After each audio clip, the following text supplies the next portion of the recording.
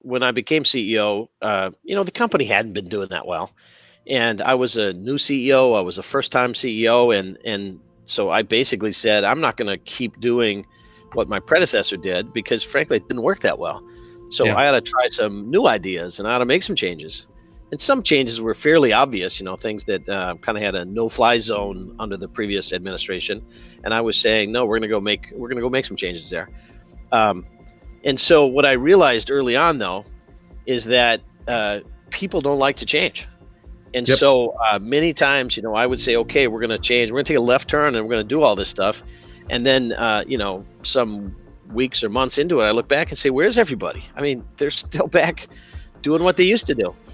And I realized that humans, as I said, don't like to change. It's really a problem of inertia. A body in motion wants to continue in Yep. motion at the same vector and velocity. And the only way you can overcome inertia is to apply a force.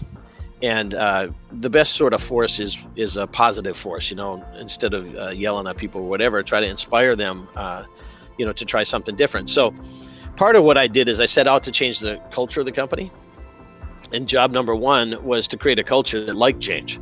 I mean, to the extent humans could ever like change. But so we did many things. We adopted some slogans. Take a fresh look.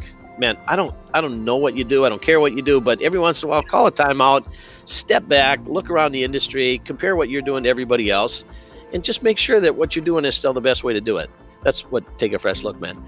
Then at one point I had, we had gone through some change, and I realized certain employees were saying, hey, Jim, you wanted us to change. We did change. Now leave us alone.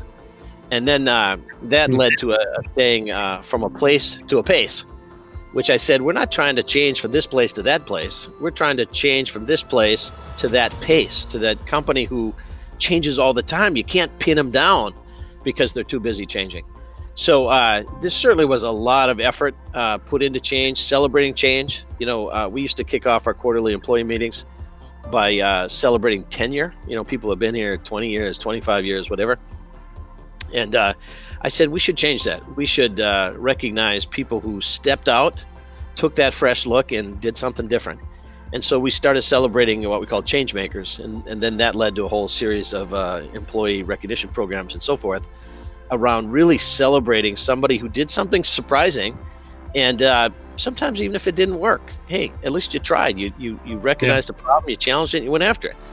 And so I think that did change the culture. And then, as we made more changes, actually the performance of the company was better, and then it became a little bit self-reinforcing. And so now I think we work in a company that really, is afraid to stand still. And of course, if you're going to be in some of the fields, some of the tech fields that we're in, you don't dare stand still because the whole field is moving so fast. So Yeah. I think we found our way to a good place with a culture that really sort of pulls on change almost at this point.